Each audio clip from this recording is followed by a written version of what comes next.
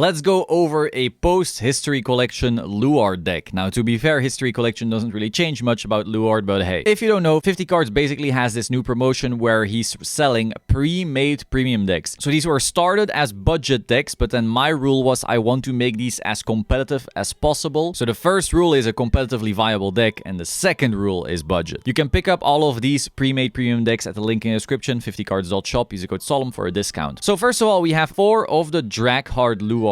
This is gonna be the worst ride going second, but the better ride going first. Whenever you ride up first, you're basically playing V LUARD, but then if they don't manage to kill you on their first ride, you nuke them out of the stratosphere with Morfessa. That's also why we're playing triple drag driver. This is gonna be like your target for LUARD, but if you go second, you can also just ride this and get yourself a free card because this will find something from deck. Then we have Ildona, which is like a consistency card. Now you could argue, oh, we want to play even more of this because this card is crazy, but like I don't want to be bricking. I still want like my ride consistency and so forth. I already find it very greedy that LUARD plays like these very low grade 2 counts, so for that reason 3 of this. Then we play 4 Dagda. I want to always have Dagda, even though this card is not that great when you go first and you ride up, then it's just sitting dead in your hand, but you need to have it by Morfessa, and everyone, because of History Collection, is really riding up right now. So when you then Morfessa them, you need to actually be landing kills or like close to kills. So your Dagda is going to be very important to have at all times. Then we have 4 Liafail, which is like the best ride target. The reason we can get away with lower grade 2s, of course, is Ildona, because hand, if your Vanguard is grade 1, discard this card from your hand, reveal the top 10 cards of your deck, and if you reveal 2 or more grade 1 cards, choose a grade 2 or greater card from among them and put it into your hand. So despite me not sticking to my usual rule of like 5 grade 2s as ride targets, and if you want all of that explained, I have a Vanguard course, Vanguard Mastery, link in the description, use the code Solemn for a discount. But so I can get away with not following my usual deck building rule because this card kind of breaks that. So 4 Liafail, crazy card. Either you refund yourself with Karun, but if you think you're gonna have enough CB, you can also just get in the main and that way start plussing like crazy. Then we have Abyssal Owl. This is just your main target. Get yourself a free draw. And we have triple Branwen. Branwen is important, I find, because I do want to find this to ride, but I also really want to find heal guards when I go second, and I'm gonna get rushed like crazy because a lot of these History Collection decks do kind of like to get aggro. It's also a really solid booster, which is pretty important. Like whenever your Dagda starts doing multi-attack, it's really annoying to have like 6 and 6 or 6 and 8 or 6 and 5. Like you're kind of be forced sometimes, you know, you have your main and your Ezra's, and then that's like 6 plus 5 is 11, and plus the 15 is only 26. That feels kind of bad, whereas it could be 13 plus 13, which is 26 plus 15 is 41, you know, that's a wholly different conversation. So I really like Branwen as well as my target for searching. Then we have 4 Ezra's, just infinite PGs, which is pretty sweet. I especially like that right now because a lot of decks are gonna try to also have Vanguard swings or high power rearguard swings to play around the fact that so many people are on Honolly. So being able to then have infinite PGs is really sick. And we have 2 Karen just to get our free CCing going. 4 in the main because it's a crazy card, just keep on plussing. We have our starter, and then we have Vicro. So Vicro you find with the main, and then you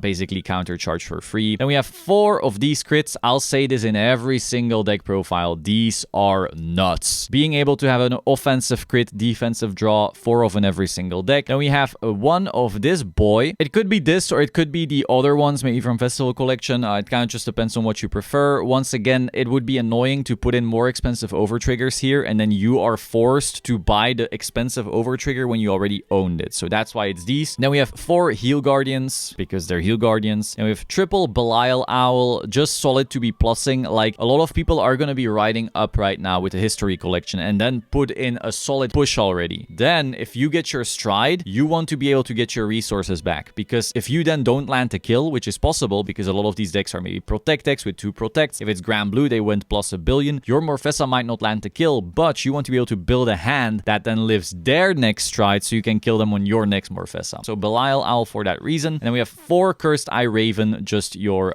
restanding with Dagda and so forth. Now, if you want to play more stands, that's valid. You could basically cut a number of Belial Owls for a number of extra stands that maybe go to deck and so forth. Maybe Crafteen, which is like a worse Belial Owl, but it's a stand. That is a possibility. Then for the G-Zone, we try to keep it small because otherwise you would be spending money on cards that you would almost never be striding into, like a Blaster Diablo and something, when realistically you're basically going to be spamming Morfessa. Even Chain Ranker feels really bad because of the way the LUARDs work. So for that reason, we're just spamming Morfessa in this deck. Again, keeping budget in mind, but ideally, if you want to make it like like completely optimal, you would want to add that. Also, like I said before, we don't have Harmonix Messiah in here, because if you were forced to buy this deck with Harmonix Messiah and you already have one, then suddenly you're spending 80 bucks too much for something that you didn't want. So that's why it's a bit leaner. So we have this card. This is an on-hit that always works. So it's when you're completely denied and you can't get to Morfessa, but you still get to Stride. Here you go. You know, but it's not going to come up that often, in my opinion. Now we have Gelido. This is your best G-Guard, in my opinion, because you basically get to get rid of like your dead cards like the main and get a draw out of it. Then we have two of this little fella. It's a restanding boy. Then we have the new one. This is like sometimes a PG.